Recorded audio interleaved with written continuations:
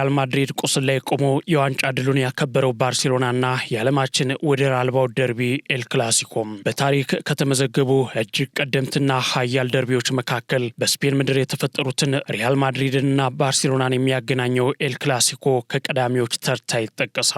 የስፔን መንግስት ቤተኛ የሆነውና በአገዛዙ የሚደገፈው ሪያል ማድሪድ የተገፉ ወይም የተጨቆኑ የተባሉ የህብረተሰብ ክፍሎችን ወይም በስፔን የመገንጠል ሳቢ ያላቸውን ካታሎናውያንን የሚወክለው ባርሴሎና በታሪክ ባላንጣነት የተመዘገቡ የዓለማችን ኃያላን ክለቦች ናቸው። በእነዚህ ክለቦች መካከል ከምስረታው እስከ ትላንት ሌሊት ድረስ በርካታና አይረሴ ታሪኮች ተመዝግበዋል። ባላንጣዎች እሁድ ምሽት በኤል ክላሲኮ ጨዋታ ካምፕ ኖ ላይ ከተገናኙ በኋላ መነጋገሪያነታቸው እንደገና አገርሽቷል። ከአንድ ቀን በፊት እሁድ ምሽት 4 ሰዓት ላይ በጀመረው የደርቢ ጨዋታ የካታሎኑ ክለብ ባርሴሎና የ2025/26 የውድድር ዘመን የስፔን ላሊጋ አሸናፊ መሆኑን አረጋገጠ።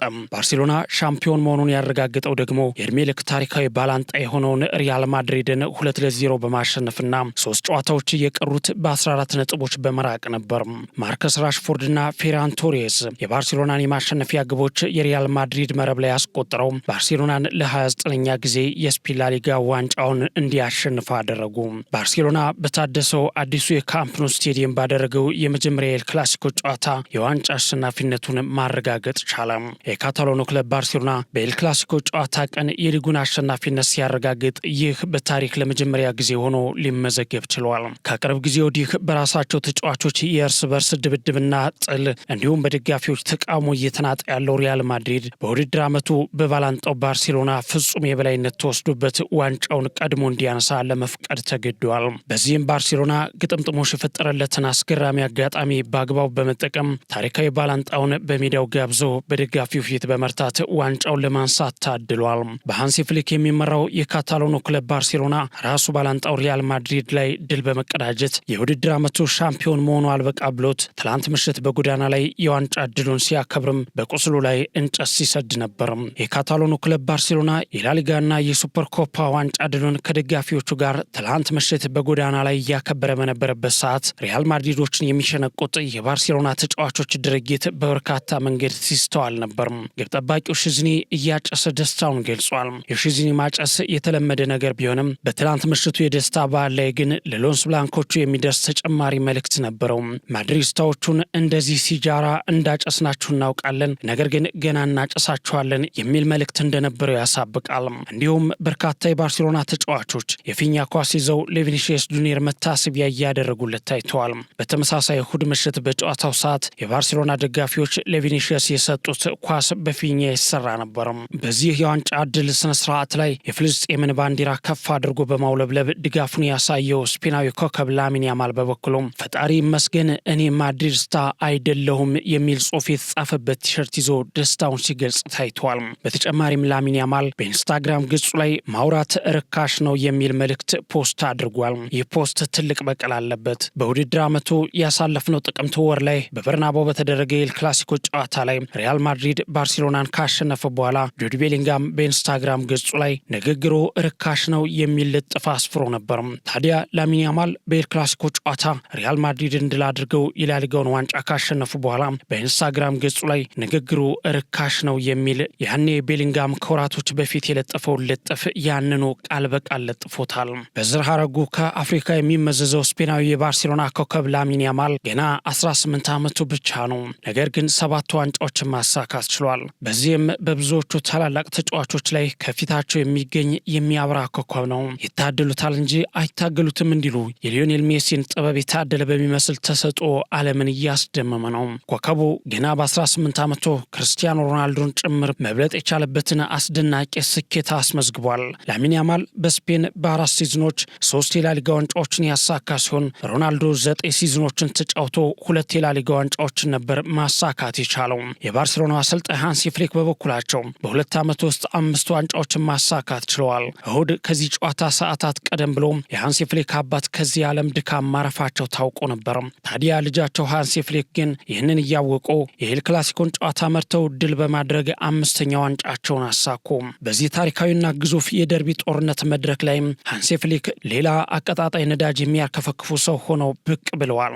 ኤል ክላሲኮን ወደ ኋላ መለስ ብለን ስንቃኘው እጅግ የተጧጧፈ የተቀጣጠለ በርካታ በጨዋታ ላይም ከጨዋታ ውጭም የሚታዩ የደርቢ ስሜትን የሚቀሰቅሱ በእልህ የታጀቡ በጠባጫሪነት የተሞሉ በርካታ ድርጊቶችን የምንመለከትበት እንዲሁም ከዓመት እስከ ዓመት በዓለማችን ላይ በከፍተኛ ጉጉት የሚጠበቅ ደርቢ ነበረ።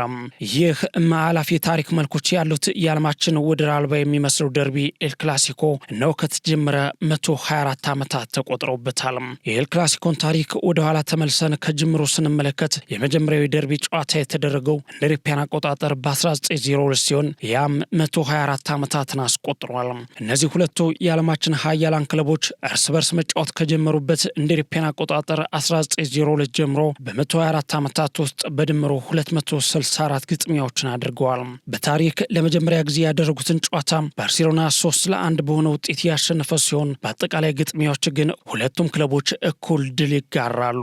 ሪያል ማድሪድና ባርሴሎና አጠቃላይ ካደረጓቸው ጨዋታዎች መካከል 106 ጊዜ በማሸነፍ አስገራሚ እኩል ታሪካዊ ቁጥር አላቸው። በ52 ግጥሚያዎች ደግሞ አቻ ተለያይተዋል። በሁለቱ ክለቦች የእርስ በርስ 264 ግጥሚያዎች ላይ በድምሩ 885 ግቦች ሲመዘገቡ ባርሴሎና 438፣ ሪያል ማድሪድ ደግሞ 447 ግቦችን አስቆጥረዋል።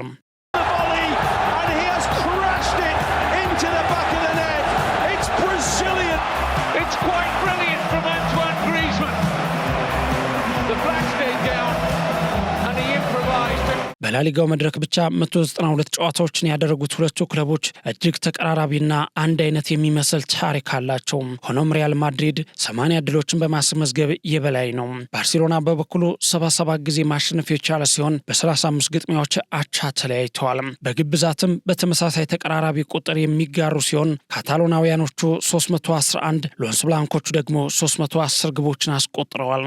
በኤል ክላሲኮ ታሪክ በላሊጋው ብቻ የምንጊዜም ከፍተኛ ግብ አስቆጣሪዎችን ስንመለከት አርጀንቲናዊውና የዓለም ዋንጫ አሸናፊ ሊዮኔል አንድሬስ ሜሲ ቀዳሚ ነው። የዓለማችን ምርጡ ተጫዋች እንደሆነ ቁጥሮችና ብዙ ሰዎች የሚመሰክሩለት ሊዮኔል ሜሲ በ29 የኤል ክላሲኮ ጨዋታዎች 18 ጎሎችን በማስቆጠር ቀዳሚው ሲሆን ከሱ በመቀጠልም ሌላኛው አርጀንቲናዊና የቀድሞ የሪያል ማድሪድ ኮከብ አልፍሬዶ ዲ ስቴፋኖ በ14 ግቦች ይከተላል። በተጨማሪም የዓለማችን ቀዳሚ ደርቢ እንደሆነ በሚታመንበት በዚህ የኤል ክላሲኮ ጨዋታ ኮሌ ሴሳር ሮድሪጌዝ 12፣ ራውል ጎንዛሌዝ 11 እና ክርስቲያኖ ሮናልዶ 9 ግቦችን አስመዝግበዋል። በሁሉም መድረክ በተደረጉ አጠቃላይ ሁለቱ ክለቦች ደርቢ ጨዋታ ላይ ሊዮኔል ሜሲ ፊት አውራሪ ነው። የ8 ጊዜ ባላንዶር አሸናፊው ሊዮኔል አንድሬስ ሜሲ ከሪያል ማድሪድ ጋር ባደረጋቸው 45 የኤል ክላሲኮ ጨዋታዎች ላይ 26 ጎሎችን አስቆጥሯል። ከሱ ቀጥሎ በአጠቃላይ 18 ጎሎችን በማስቆጠር የሎስ ብላንኮቹ የቀድሞ ኮከብ አልፍሬዶ ዲ ስቴፋኖ እና ክርስቲያኖ ሮናልዶ ይከተላሉ። የዓለማችን ታላቅ ስለሆነው ደርቢ ኤል ክላሲኮ ሲነሳ አብሮ የሚነሳ አንድ ነገር አለ። እርሱም የእግር ኳስ ባለውለታዎቹ ሊዮኔል ሜሲና ክርስቲያኖ ሮናልዶ ናቸው። እኒህ ሁለቱ የዓለማችን የእግር ኳስ ቁንጮ ተብለው የሚታሰቡት ኮከቦቹ ከ2009 እስከ 2018 ድረስ ለ9 ዓመታት የነበራቸው ፍጥጫ ዓለምን ለሁለት የከፈለም፣ ላሊጋውን ደግሞ ላይ የሰቀለና የእግር ኳስ አይኖችን ሁሉ ወደ ስፔን እንዲያመሩ ያደረገ ነበር። እነዚህ የእግር ኳስ ኮከቦች በላሊጋው በነበራቸው የ9 ዓመታት ጫፍ የነካ ፉክክር ኤል ክላሲኮ ደርቢን ወደ ሌላ ምዕራፍ ያሸጋግር ነበር። ሁለቱም ተጫዋቾች በባላንዶር ሽልማት ጭምር የሚፎካከሩ የክለባቸው ከፍተኛ ጎል አስቆጣሪዎች ከመሆናቸውን ባሻገር የክለቦቻቸውንና የሊጉን ብዙ ሪካርዶችም ሰባብረዋል። በነበራቸው የስፔን ላሊጋ ጊዜ የአውሮፓ የወርቅ ጫማን ሮናልዶ 3 ጊዜ፣ ሊዮኔል ሜሲ ደግሞ 5 ጊዜ አሸንፈዋል። በተጨማሪም ሜሲ 5 ጊዜ፣ ሮናልዶ ደግሞ 4 ጊዜ ባላንዶርን አሸንፈው ታሪክ በመስራት ሪካርድ ሰብረዋል። በክለቦቹ መካከል የተመዘገቡ ሪካርዶችን ስንመለከትም በተከታታይ ድል ሪያል ማድሪዶች እንደ አውሮፓውያን አቆጣጠር ከ1962 ጀምሮ እስከ 1965 ድረስ በ7 ተከታታይ ጨዋታዎች ባርሴሎናን በማሸነፍ በኤል ክላሲኮ ታሪክ ረዥም የማሸነፍ ክብረ ወሰን ባለቤት ናቸው። በአንድ ጨዋታ የተመዘገበ ሰፊ የግብ ልዩነትን ስናይ እንደ አውሮፓውያን አቆጣጠር በ1943 ሪያል ማድሪድ ባርሴሎናን 11-1 ያሸነፈበት የኮፓ ድለሪ የግማሽ ፍጻሜ የመልስ ጨዋታ በኤል ክላሲኮ ታሪክ የተመዘገበ ሰፊ የግብ ልዩነት ነው። ባሳለፍነው 2024-25 የውድድር ዓመት ሁለቱ ቡድኖች በሁሉም ውድድር በተገናኙባቸው አጋጣሚዎች ደግሞ የባርሴሎና የበላይነት ተመዝግቧል። የውድድር ዓመቱ የመጀመሪያው ኤል ክላሲኮ ግጥሚያ ከወራቶች በፊት በበርናቦ የተደረገ ሲሆን ሪያል ማድሪድ ጨዋታውን 2-1 ማሸነፉ ይታወሳል። የውድድር ዓመቱ የመጨረሻውና በታሪክ 264ኛው ኤል ክላሲኮ ፍልሚያ ደግሞ ያሳለፍነው እሁድ ምሽት 4 ሰዓት ላይ በኑ ካምፕ ኑ ስቴዲየም ተደርጎ የካታሎኑ ክለብ ባርሴሎና 2-0 ድል አድርጓል። ባርሳ ጨዋታውን ድል ማድረግ ብቻ ሳይሆን በአንድ ድንጋይ ሁለት ወፍ እንዲሉ በሜዳውና በደጋፊው ፊት ታሪካዊ ተቀናቃኙን በረታበት በዛ ምሽት የሊጉን ዋንጫ ማሸነፉን አረጋግጧል።